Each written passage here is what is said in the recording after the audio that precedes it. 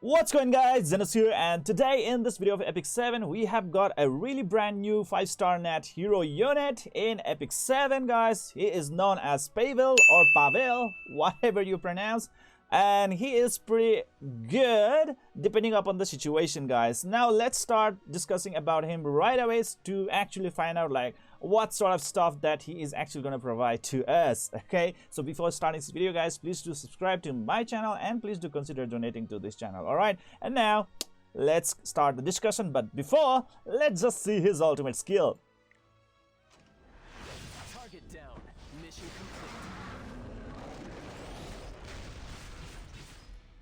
complete. Wow, that looked really fine. Now let's get back into the main page where we are actually going to start our discussion on this guy. So he is actually Earth Element, a Ranger class, and a Virgo Zodiac type hero unit. That is pretty okay in itself. Earth Element, okay.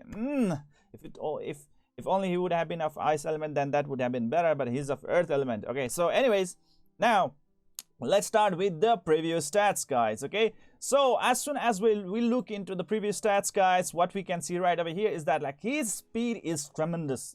Like that's insane amount of speed. That's really a lot of speed guys. 124, ladies and gentlemen, this is really high. Oh my god, that's good. Okay, so this is pretty good. That means like he's actually really built for the PvP scenario. Okay, let's see if his skills are really working in tandem so that he can actually be a really great farmer or not. Okay, so the next thing is his attack, that is 1283, and that's pretty good. That's actually good, really good attack and speed guys, whereas defense and health pretty much it looks like pretty much average. Okay, and that's all there is to it. But damn, oh damn, look at the speed. The base speed start is pretty insane. That's pretty good. Really amazing for the PvP build. Okay, it's really meant to be a really fast unit, eh? So now let's start with his fastest guys. It is pretty much a blunt skill right out here. It's a single target nuke, and then it has a really good chance to actually decrease the hit chance of the opponent. That's a single target, like, which is really not that very popular. Okay, unless you can do it on an AoE scale, like let's say Arbiter Vilred, then that's different case scenario. But in this case, like, okay. And damage dealt increases proportional to the cost of speed. Yes, he actually scales his damage based on his speed stats. Higher the speed stats he has, the more damage he is actually going to deal. And that's his deal. So now let's move on to the second skill guys. It's called the Storm Bullet. I think this is going to be his bread and butter, okay? Instead of his ultimate skill. You know why? It is an AoE targeting skill. And before he actually launches this attack, he will have a 2-turn of attack increase on himself. Okay, he's actually going to buff himself with the increased attack for 2 turns right away. That means like whenever he's actually going to deal that AoE damage, he's actually going to make sure that he's actually going to do that 50% additional damage as well. So that is pretty great actually. So wow, that's pretty good. So this skill can actually be a really good skill if you really want to spam it on PvP content. This is actually pretty great guys. And the sad part is like it seems like it is not actually linked with any other skills that it will be triggered automatically in like those cases of like Vildred.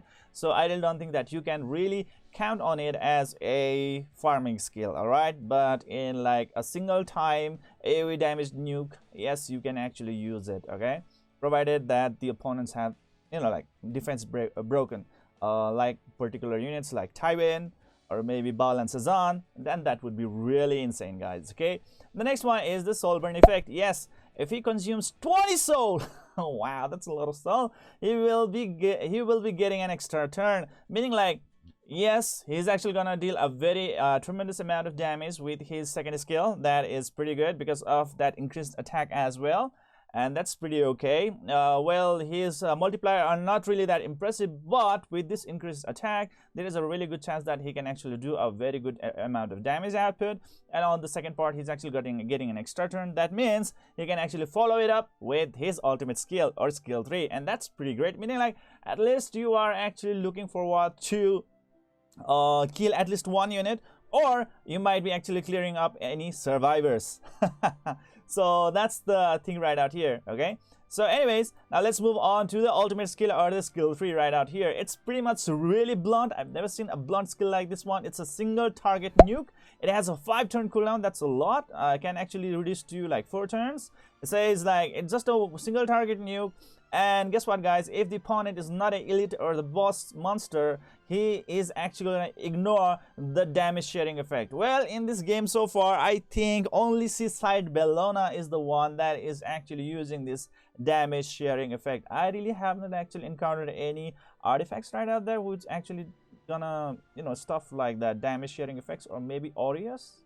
I'm not pretty sure of that one, but it's not something that is totally in trend right now, so I think it's pretty much useless for now. I don't know like what's gonna be in the near future, but for now it looks just too blunt and just says damage dealt increases proportional to the cost of speed. I mean, the higher the speed he has, the more damage he's gonna deal.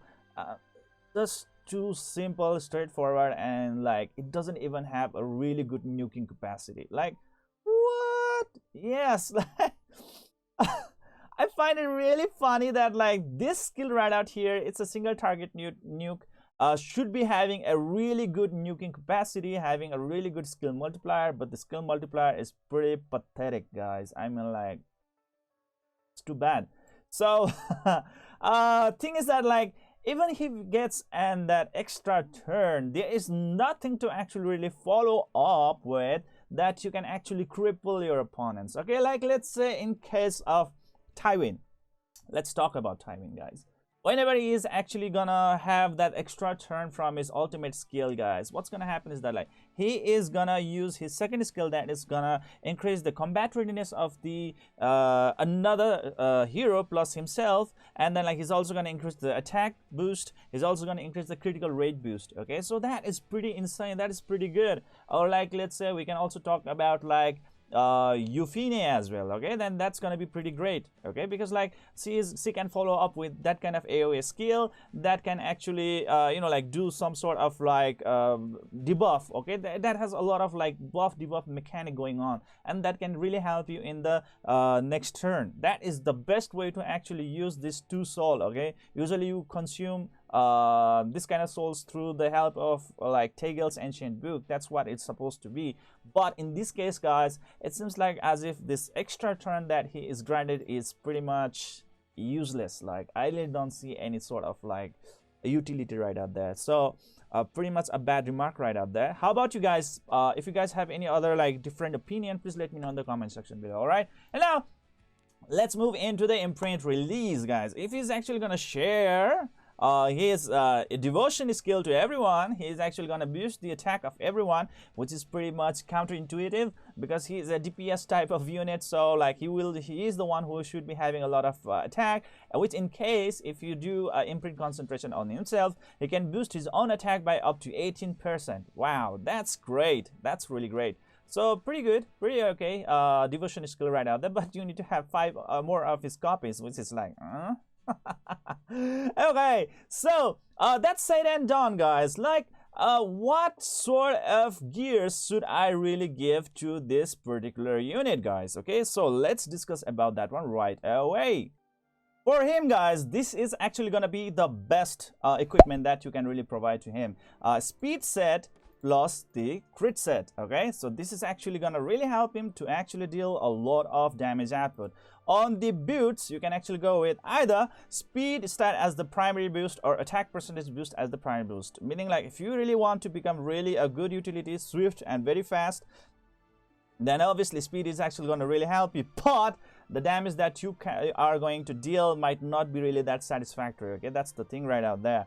So the next thing right out here is, guys, the ring. Okay, attack percentage boost as the primary stat. That's how it's gonna go. And with this necklace, guys, you can go with the critical hit damage boost as the primary stat. Okay, so that's how it is.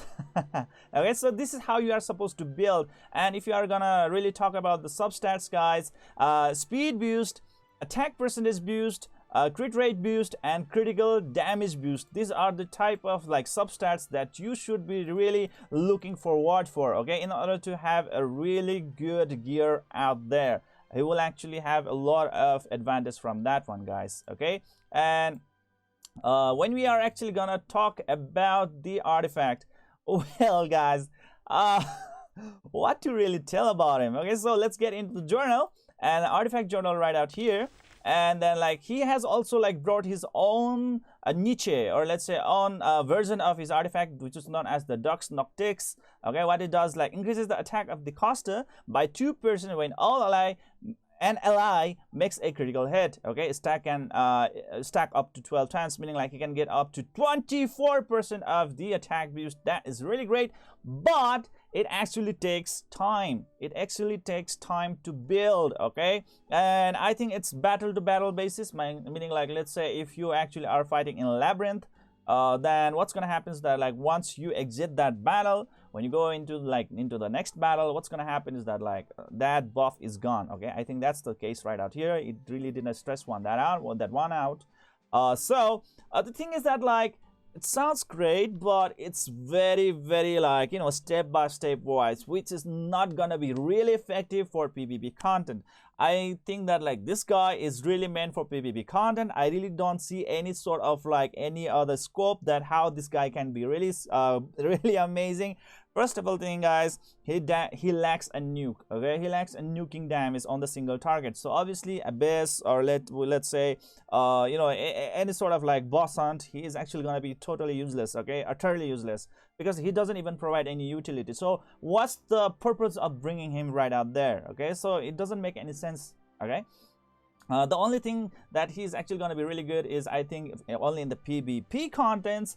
And in the PvP content, guys, you really have to make other allies very strong, guys. I mean, like, you really need to bring a lot of utilities in order to fulfill those roles that he is really lacking out. Okay, he actually is pretty much inferior to any other units like Vildred, or maybe like Euphine, or there are many other units I think he's pretty much inferior to.